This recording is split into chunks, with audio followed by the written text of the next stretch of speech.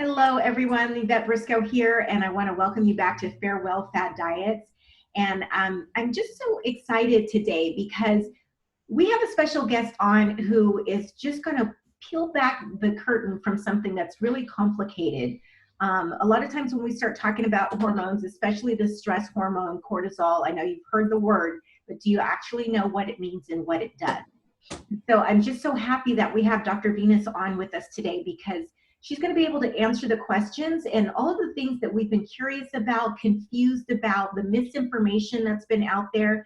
She's going to clear all of that up for us and explain to us what it really does and the impact that it really has and why, when we're trying to lose weight, it's such an important factor to us. So, Dr. Venus, thank you so much for joining us today. Absolutely. I am truly thrilled that you invited me to be with you because I really think this is an important topic. It's something that affects every single person. If you're living, you're dealing with cortisol and the stress hormone. So it's definitely something we should be aware of and maybe figure out how we can control. Awesome. So tell us a little bit about your background. Well, I am a physician. I practice here in Long Beach, California, and my specialty is physical medicine and rehabilitation. I am also a health coach of sorts. As a physician, how can you not be? My specialty is physical medicine and rehabilitation, and as such, I try to optimize my patients' function. So whether they're suffering from a stroke, a spinal cord injury, a brain injury, or maybe on the other spectrum, low back pain, or they had a sports injury of some kind. No matter what caused a disability of some sort, I try to optimize their function. So in doing so, I found that it was also very important that I focus on those who are not necessarily injured, so to speak, and come into my office. I also needed to do more in the area of wellness and prevention and just helping you and me and my friends and my community just stay optimally functional and living the best lives that they can. And that's so much more important now, it seems to me, because we have so many environmental factors that are negatively impacting us, right? And we have so many more things that just, you don't realize how damaging they can be, but they're impacting our health. And so in order to compensate for those things, we need to be healthier as a society. And so we need somebody to come in and sort of, one, give us a little gentle nudge in that direction. But two, it can be confusing, right? And when you're confused about something or you think something is too hard, you don't do it. And so, absolutely. I can't say that I'm immune to this. Right. I myself, on a regular basis, I help guide patients, especially stroke patients and their families, figure out how to deal with the stresses of a major illness. And I myself succumbed to it.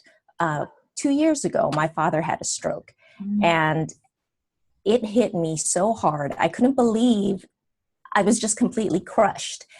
And as hard as it hit me, I pretty much forgot all those things that I know and do on a regular basis, guiding my patients and their families on dealing with this sort of a stress. I stopped eating right. I didn't care about getting to the gym. All I was focused on was making sure that my dad got his rehab, my dad's caregiver was doing what they were supposed to be doing, making sure that he had the best care possible, being at his bedside as much as I possibly could. And I totally forgot about my own health and taking care of myself. I wore myself out. And I finally realized, what am I doing? This is exactly what I've advised other patients and their families against. You have to take care of yourself if you want to provide the best care for others. So I had to do a complete turnaround and deal with my own stress and my own cortisol levels and just take those little bitty steps so that I could function optimally and give my father the best care that he deserved. Absolutely. And I think that that's what we forget is that, especially I like to call what I have caregiver syndrome, where I'm so busy wanting to take care of everyone else that I forget that I can take better care of other people if I'm taking care of me. So it sounds like that you've got a little bit of caregiver syndrome too. Absolutely. Textbook caregiver syndrome.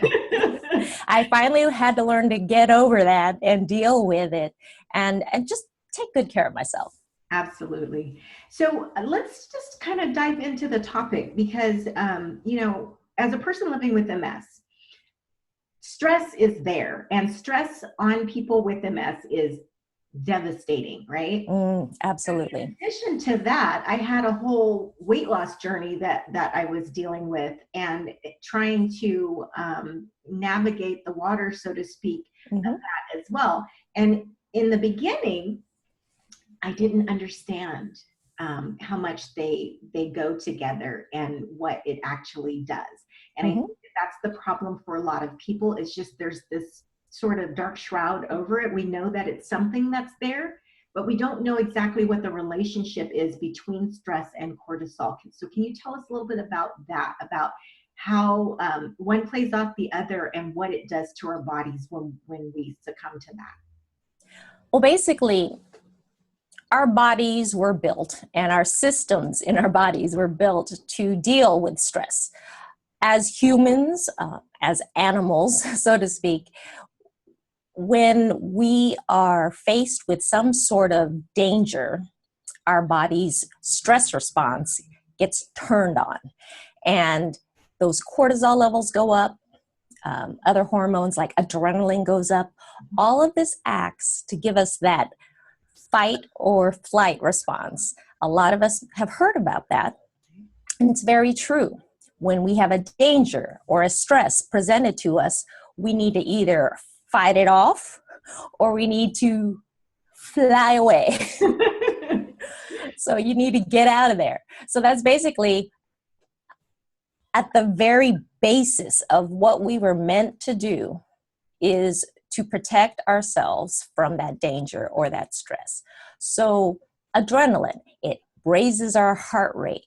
It gets our blood pumping so that we have that energy to fight if we need to fight. Our cortisol levels go up, causing increased glucose, increased sugar in your bloodstream.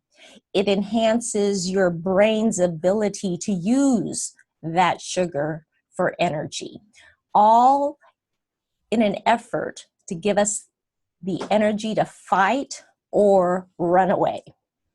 Now, what's happened in our society is we've actually now evolved to the point there where maybe we're not having to run away from tigers or any other type of animal that might be trying to eat us, but we may be dealing with a boss chattering away at us, or we may be dealing with a tight schedule, having to get over to the school to pick up your kids, having to get dinner on the table. All of these stresses are still creating the production of those stress hormones, specifically cortisol. And that's when we get into a little bit of trouble, because we tend to just take this stress and we're not doing anything to fight, physically fight and use what those stress hormones are doing to our body. We're not running away from it. We're just letting it hammer away at us. And that's when all of the things that cortisol can do to our body really start to take the toll. And basically, I could go from head to toe and tell you everything that cortisol can do to the body. Let's start with the head. In the brain, when your cortisol levels get high, you actually get a decrease in those feel-good hormones, the dopamine and the serotonin. So you may be actually getting depressed or feeling more anxiety. So you're going to have a lot of issues in terms of your mental state when you're dealing with stress. And this is something, of course, many of us are very familiar with. When your cortisol levels go up, you also may have memory issues because high cortisol affects your hippocampus. Now, your hippocampus is where you form your memories, basically. Your hippocampus encodes the memories and holds on to the memories.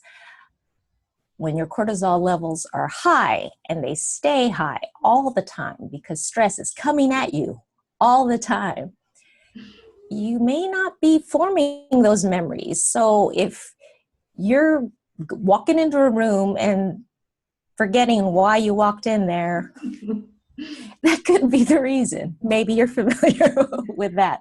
I know I am. Yes.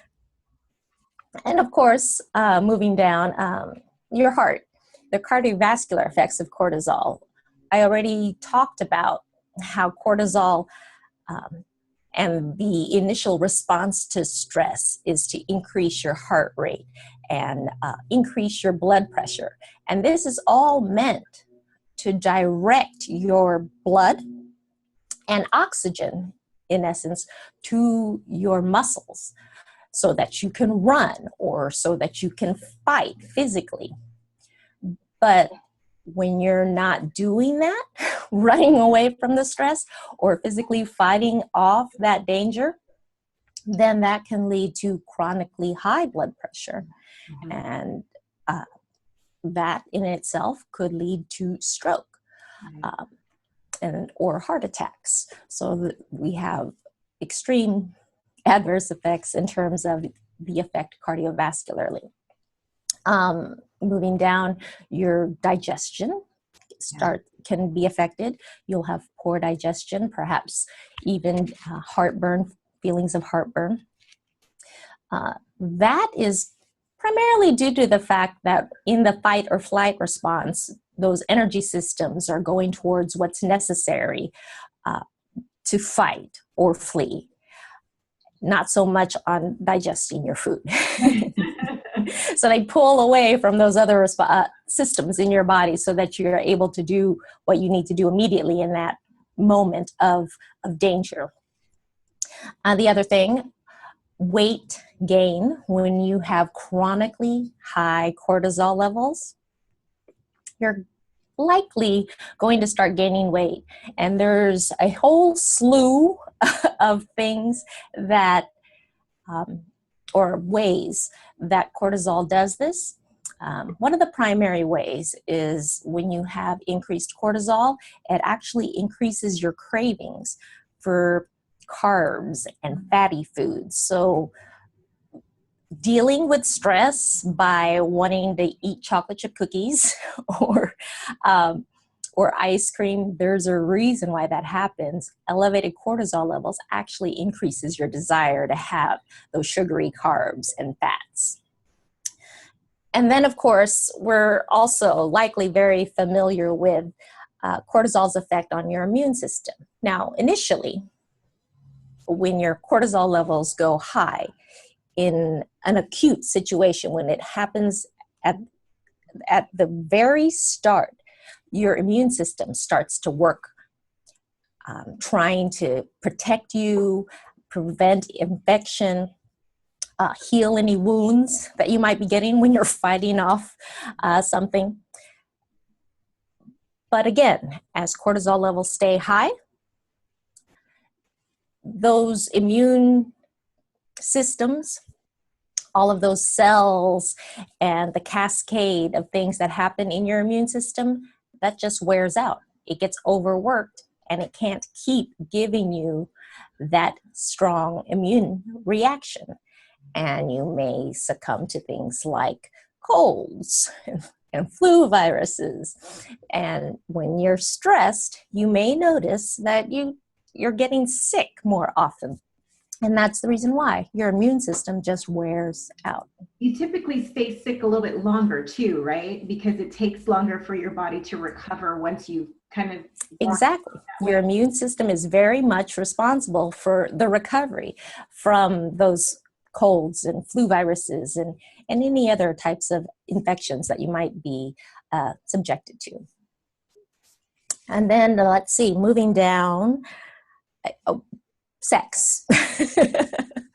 That can be I don't want affected. that to work right. That can definitely be affected. The sex hormones.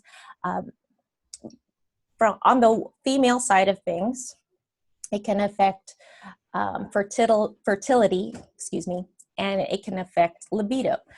And that has to do with the balance of progesterone and estrogen that women should have.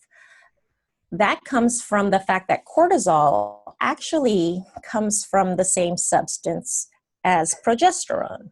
So if your cortisol levels are high and you're constantly using this substance to create cortisol, then you're not able to use as much of that substance to create progesterone. And that creates the imbalance of progesterone and estrogen. So that can affect your libido. It can also affect your premenstrual symptoms. So you may have that PMS syndrome. You may have bloating and breast tenderness. And on the male side of things, when you have elevated cortisol levels, you can have lower testosterone. And that, of course, is obvious in terms of decreasing libido and fertility as well, or ability. Ability to do that. So again, we have all of these, and that's probably not everything that cortisol can affect, but it gives you a pretty broad overview of how expansive and how broad the effects of cortisol can be when you're chronically stressed and you're not dealing with that stress in the right way so that these effects can be minimized or even eliminated. Well, I think it's interesting too, because I've always thought about stress and cortisol as, okay, you get overly stressed, you produce this extra cortisol, and it just goes straight to your stomach, right? And so belly fat, and a lot of women experience this too, but I never really thought about all these other physiological responses and ways Absolutely impacting us. That's insane. It's like, everything, like all of your bodily functions are being impacted by this. And that's not what we immediately think about. We immediately think about, okay, now I feel the bloat, I'm experiencing some belly fat, and that's what it did to me. Not, my brain fog, or, no wonder I'm not in the mood. Exactly. So it's a very broad effect on your life. So weight gain is just the tip of the iceberg. Yes, the cortisol causes you to increase sugar in your bloodstream because you need that energy to fight or flight. And then that can lead to insulin resistance and weight gain. And when you have insulin resistance, that could even lead to diabetes. So you have that whole realm of weight gain and insulin resistance and diabetes. But there's this whole other world of symptoms that you could be dealing with as well. And you don't truly understand how comprehensively it can affect your health. Absolutely. Now, when we start experiencing that, so we're talking about chronic, over a long extended period of time, how do we know, like, what are the first things that we'll start to notice when it's been too long, right? Because it's designed for a very short-term burst, right? Here's the, just as you said, the fight or the flight, and you do whatever needs to be done, and then you get to safety, and then everything calms down. But if what we're doing, what we're experiencing, and the type of society we live in now has it so that we get the burst, but it never disperses, when do we start seeing those negative effects? Is that something that is like, if you're doing it over a couple of weeks, you're going to see it, or is it the really protracted period over a few months before you initially start to see those bad? Yeah, everything that I mentioned, you can kind of see how you may feel immediate responses. When you have the initial spike in your cortisol or the other stress hormones even, you can feel that heart rate going up. You can feel that maybe your blood pressure is going up so that you can have the energy to do what you're supposed to do, right. in terms of basic instinct. So you can feel that immediately. And generally speaking, 20 to 30 minutes later, those hormone levels are supposed to drop, because by then you should be away from that initial stress. So you may feel the effects as fast as 20 to 30 minutes later that it's going too long. Or it may be that you feel the effects a week or two later, when you're talking about the ability to remember things as well as you were, or when you're thinking, well, of course, with weight gain, you're not going to really feel maybe the immediate weight gain, but over the course of several days, couple of weeks, you may notice, yeah, my cravings have increased. So again, it can be as fast as 20 to 30 minutes. You have some increased heartburn, or it may be 2 or 3 or even a month down the line where you're noticing the weight gain or repeated I'm not in the mood episodes. So, now, this wasn't really what I was planning on talking about, but can you touch just a little bit on adrenal fatigue? Because it seems like when all of that's going on, it's not just the cortisol that's going up, your adrenaline is going up too. Mm-hmm. And your adrenal glands, they're not really designed to operate at a long-term, elevated level like that. Exactly. So what happens when we get adrenal fatigue? Adrenal fatigue is a term that has become more common. A lot of people are hearing about it more. And it's actually a very simple concept. A lot of it I described in terms of what cortisol was doing in terms of affecting your body. The immune system was wearing down. Your ability to produce progesterone was wearing down because the cortisol was constantly being created from that same substance. So it's all a matter of finally the systems wear down. Finally, these systems get overworked. So adrenal, that's basically where the cortisol is coming from. The adrenal glands keep putting out this cortisol, and eventually it just can't keep up. And you're not going to be able to respond in the same way. When you're talking about adrenal fatigue, there's a whole somewhat complicated system of things that go on all the way from your brain to your adrenal glands, which are located much lower down in the body. There's a whole axis of hormones that occur. There's a feedback mechanism. So when you release a certain amount of cortisol, that gets fed back to your brain, which feeds down to your hypothalamus and your pituitary gland. It's somewhat complicated, but basically when you're putting out enough cortisol, then your brain says, oh, we don't need to do that anymore, and the cortisol levels go back down. Now, when you have adrenal fatigue, that adrenal gland has basically gotten so overworked that it's no longer really interpreting the signals correctly. Your brain isn't interpreting correctly. The whole axis of this hormone activates that hormone, which releases this hormone.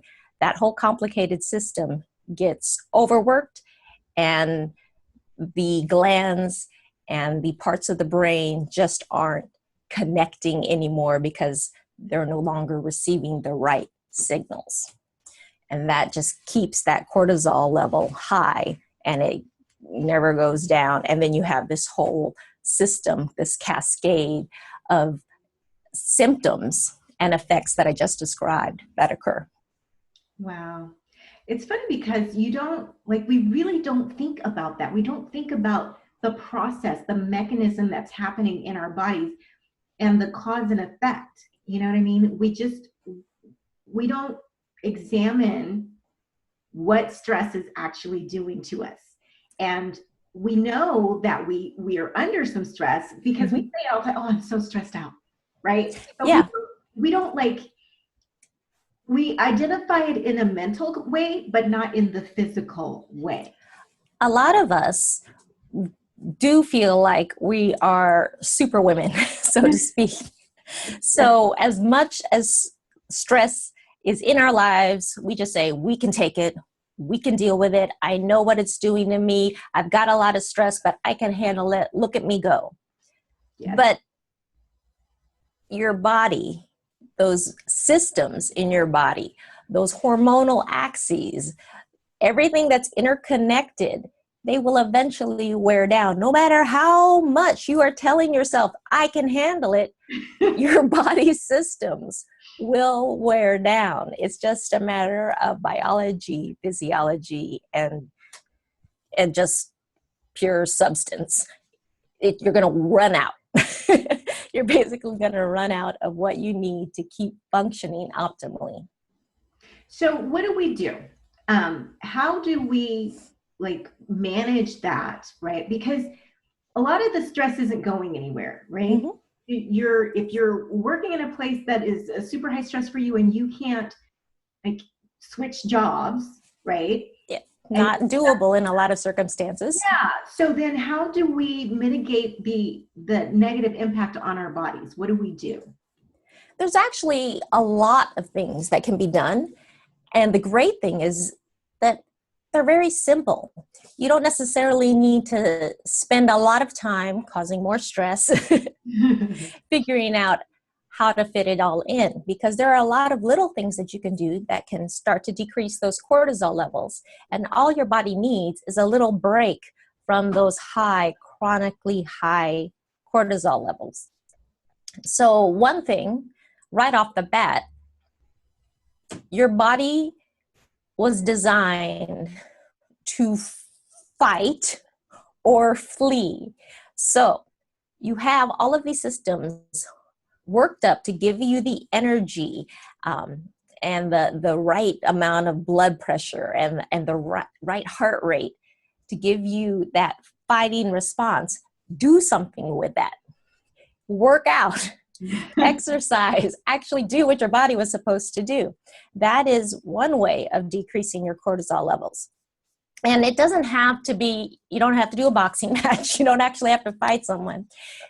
Just 20 to 30 minutes of a moderate activity. It can even be a brisk walk. And it doesn't have to be 20 or 30 minutes all at one time. You can break it up. 10 minutes here, another 10-minute episode over there. Just break it up, but see if you can do just 20 to 30 minutes of moderate physical activity each day. That does wonders to help decrease chronically high cortisol levels. So if beyond the physical activity, can we do things like meditate or? Absolutely. So it doesn't have to be movement to bring the levels down then. Exactly. That is the one thing that you can do, exercise, just because it's an obvious one. That was what your body was designed to do in that respect. But many studies have shown that just taking deep breaths, just take 10 deep breaths in the middle of your day, that can decrease your cortisol levels. Taking 5 minutes, 10 minutes of your day just to meditate, sit alone and think about things that you're grateful for. That can do a lot to decrease your cortisol levels. I've noticed that, I love Yosemite National Park, and it's close enough to my house that I can go fairly frequently. And I've noticed that when I'm stressed out and I'm tense, and you can feel your shoulders tightening up and everything, the closer I get in my drive there, the more I can feel the stress levels come down and the relaxation. And sometimes I don't even go hiking or anything. I just find a big boulder and I sit on this boulder and I listen to the water just kind of, rush over the rocks. And man, I feel so much better when I'm done doing that. Absolutely. Just surrounding yourself with things that make you feel good. That is a huge relief in terms of the burden that cortisol puts on you. And you mentioned just listening.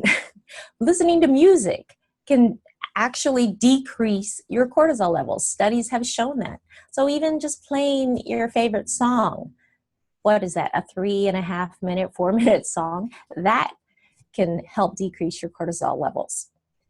And you know what? Giving someone you care about a hug, that can decrease your cortisol levels. I love that. Genuine human connection, authentic connection can decrease your cortisol levels. So build those relationships, have good friends, enjoy a nice conversation with them, give a friend a call, give your mom a call. If you love your mom, hopefully you love your mom. Now, I want to ask one question. Now, I know that some people, especially in the health and wellness industry, are opposed to consuming any kind of alcohol, but I like a glass of wine now and again, too, and I feel like it's relaxing to me. Does that do anything? I mean, it doesn't negatively impact our cortisol levels, does it? Or is it, because part of it is psychological, right? You Exactly. have the knowledge that this is something that you enjoy and you're going to allow it to do its thing, right? Exactly. In essence, anything that will relax you can help decrease your cortisol levels. But as everything that I have described so far today, anything in excess will start to cause a stress in your body, which will cause that increase in the cortisol levels again. And so again, just relax, moderation. That's pretty much everything. Because even if you take my advice and exercise, if you overtrain, Right. you will increase your cortisol levels. So it's just a matter of finding that balance. That's why I've often found that a lot of people come to me, oh, I have to only eat 1,750 calories a day. That's what I was told. And I can have only this percentage of carbohydrates and this percentage of protein and this percentage of fat every day. And I've been tracking it and tracking it. Now, when you're so stressed about making sure that your macros are perfect, you are totally reversing what you're trying to do, because again, those cortisol levels go up, right, and they basically throw off the balance of what you were trying to achieve in achieving your fitness goals. Yeah, one of the things that when I work with someone, I don't have them count calories. I don't, I tell them that the process needs to be simple. And even in my own weight loss journey, once I figured it out, because first I was trying all the fad diets, I was exercising like crazy, but not really with like intentionally understanding what I was doing. I was just buying whatever DVD or video was there and then trying that, right? And so I had gotten to 230 pounds. And on a short, small frame, that's a lot of extra work for your body to do just to carry that around. And I think that once I took the pressure off myself, because you stress about it, right? You stress about how you look, how you feel, the things that you can't do because of all that extra stuff. And it's like every thought is you're stressed out, right? And so it was when I had stopped stressing over the diet, and like I even stopped saying I'm on a diet, and I would say things like, well, I changed my nutritional plan. And then it was more when I stopped counting the calories and just stopped saying, oh, I can't have this, but instead saying, oh, I can have more of this, right? That it seemed like I didn't measure my cortisol levels at the time, but it seemed like I was stressed a lot less and the weight started coming off. And so I think that us, like, we don't recognize all the time where the stressors are from, but it's that cumulative effect, right? So I was stressed at work, and then I was stressed about my weight, and then I was stressed about my kids because I couldn't do all the things with my kids that I wanted to do because of the weight. And so I wasn't sitting there thinking I have stress in all these different areas, right? And that there are things that I could do in this area that would probably help me to reduce my stress in this area too. So when you're talking to your clients, how do you bring that awareness? Like, how do you get them to stop thinking as sort of a disembodied, thing, right? As your cortisol being just this one area that it affects, and really get that whole body picture, because we want a whole body health, Exactly. yeah, it's mind, body, and soul really is kind of how we like to put it. Perfect. Yes, that's exactly what it's all about. And as a physician, a lot of people think that I'm so focused on the body and healing the body and any injuries that you may have. But as a rehab physician in that particular specialty, I have to look very comprehensively at someone's life in order to increase their function. I have to look at their family support. I have to look at what kind of job they're trying to return to. I look very comprehensively at a person, because that's basically the life that they're functioning in and what I need to return them to. So that's exactly the same approach that I would take with a health coaching client. I have to look very comprehensively at what they're dealing with, and I try to educate them on that, taking that same global look at where they are and where they fit. And basically not think of just one little chunk of your life and that's all that you have to fix. Right. And it's kind of hard, because again, you don't want to overwhelm someone with how comprehensively they have to look at their lives. So it's a matter of just taking one step at a time. And that's what I think any good coach can do, is just know what one thing they should focus on and build upon. So it's constantly just one big education.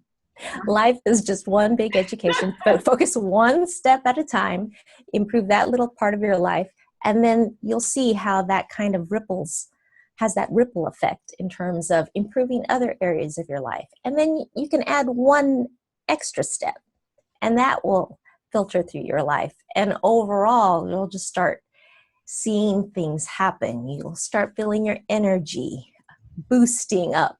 You'll start feeling the stress, or at least you're not realizing that the stress is affecting you. You just start to see things more clearly. Wow, that's amazing. Oh my gosh. Well, we are running out of time, and I just wanted to cover just a couple more things before we do that.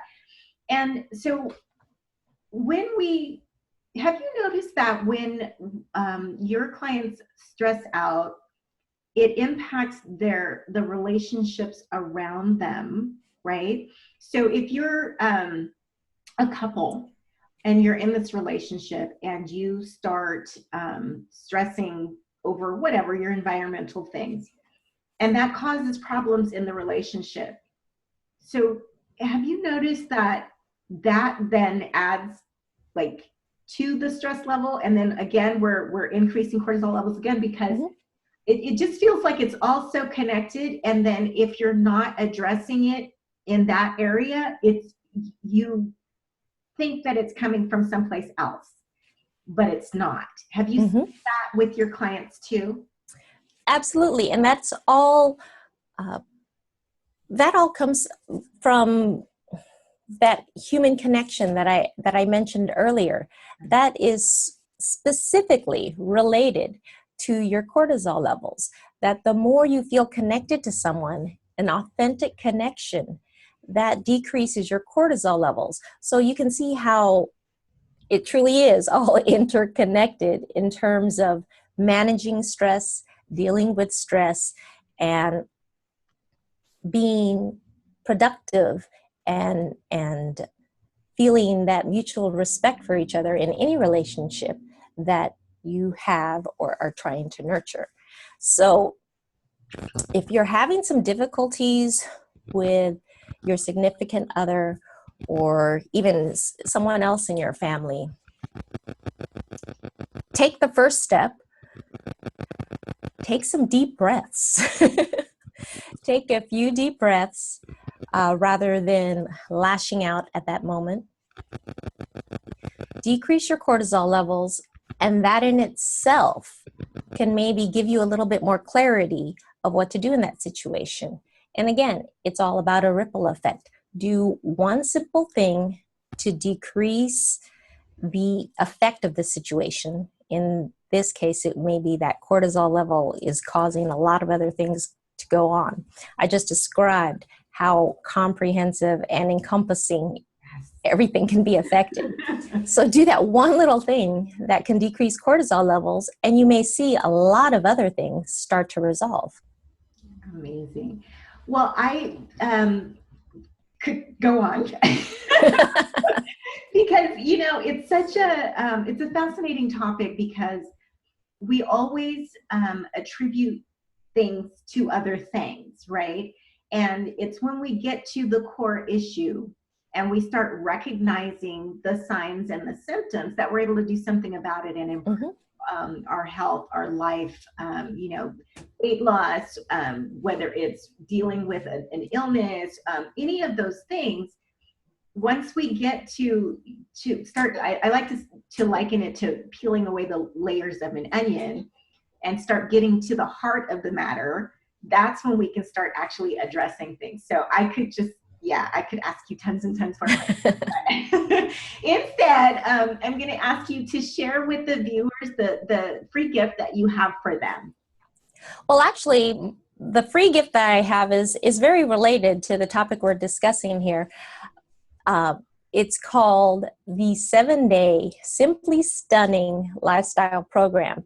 So if you want to know, no matter how busy you are or how tired you may be feeling, if you want to know how you can live a simply stunning lifestyle where you look stunning and you feel radiant, I can tell you how to do this in 7 days.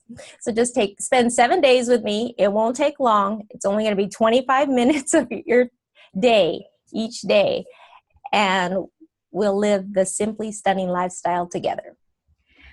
Well, I am all for feeling and looking stunning. I think we all like that part of it. So thank you so much for joining us here today and for just, you know, clarifying everything and clearing up, you know, the misconceptions and the confusion, because it can be a complicated topic. And you just simplified things for us and helped us, especially with what to do about it, like the 10 deep breaths, you know, or expending the energy that you've built up for that burst. And exactly, things that we can do anywhere at any time, and you don't think about that initially. Before you go to bed tonight, just think of 5 things that you're grateful for.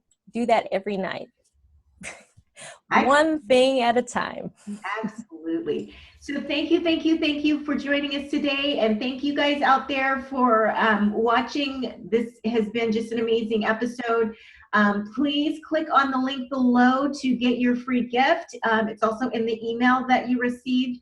So don't pass this up. You will definitely want to take advantage of this, because who doesn't want to be stunning in 7 days? And we will catch you on the next episode. Thank you.